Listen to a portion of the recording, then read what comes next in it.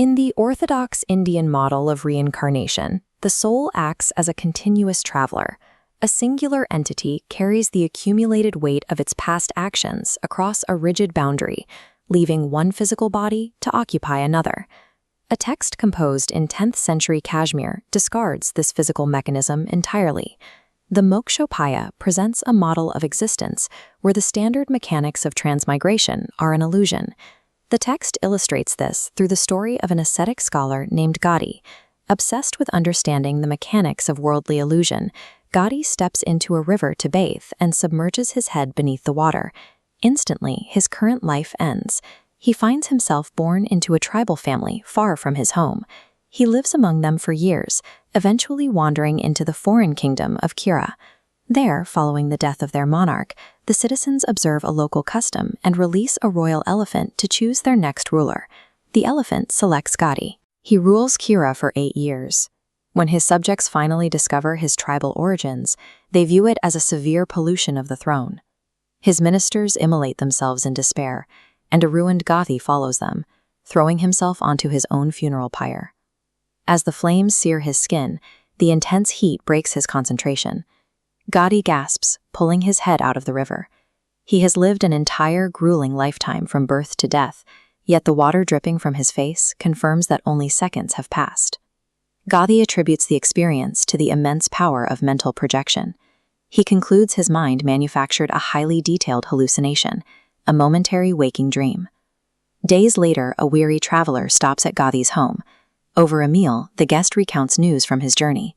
In the distant kingdom of Kura, a tribal man recently ruled for 8 years before his identity was discovered, leading to a mass suicide on a funeral pyre.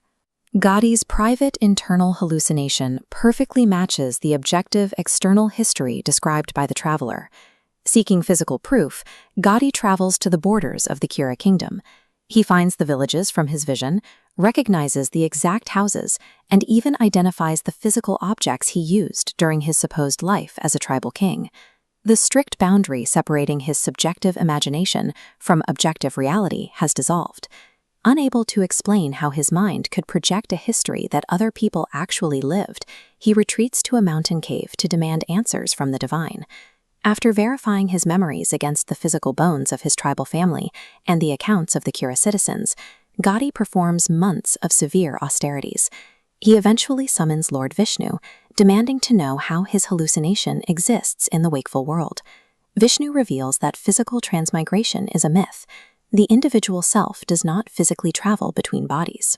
Instead, the mind is governed by latent tendencies and deep psychological impressions. When these forces accumulate, they compel the mind to construct a reality that matches its internal conditioning. The mind does not require a physical birth to enter the world. A point of consciousness can emerge seamlessly in the middle of a timeline and instantly generate an entire past biography, complete with parents, childhood memories, and a hometown to justify its current state. Memory offers no proof of objective history. It is merely the mind backfilling a narrative, so its present experiences make logical sense. Gādhi's experience echoes the Yogacara Buddhist stance that the waking world is indistinguishable from a long-term dream, built entirely of mental perceptions. But the Mokṣopāya diverges from orthodox Indian thought.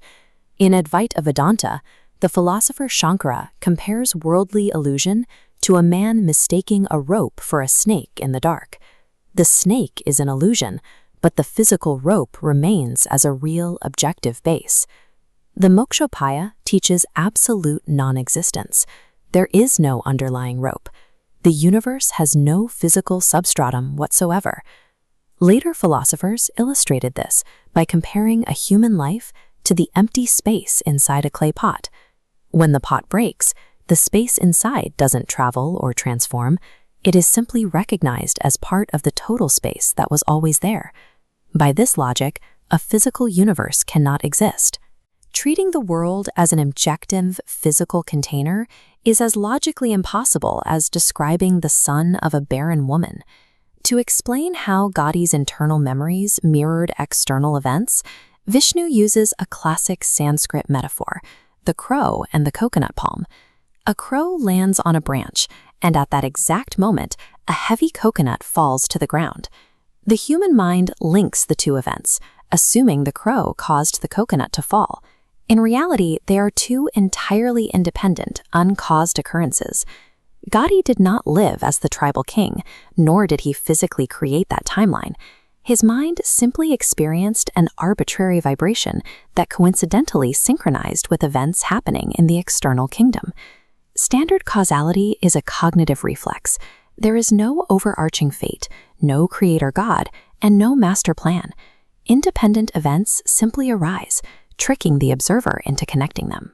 Gādhi realizes the universe is not a fixed, objective stage where souls arrive to play their parts. Reality is pure consciousness experiencing its own internal, spontaneous vibrations. The text defines this as the space of consciousness. It is the infinite, empty canvas where the mind projects its own luminous activity, perceiving it as solid matter. This model of a participatory universe appears across Kashmiri philosophy, including the Ashtavakra Gita and Tripur Mahasya. The physical environment dynamically molds itself to match the psychological state of the observer. Cosmic destiny has no real binding force. Human beings are restricted only by the depth of their own mental conditioning.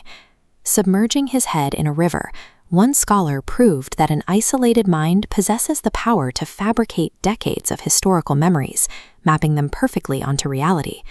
But this raises a profound mathematical problem. If a single point of consciousness can spontaneously generate a world, what happens when multiple minds begin projecting their internal vibrations at the exact same time? If reality bends to the observer, then the physical universe we occupy might simply be a massive, overlapping hallucination, held together by shared psychological conditioning. To test the limits of that shared hallucination, we have to look at the story of Aindava, where 10 brothers sit down in a dark void and literally dream the cosmos into existence.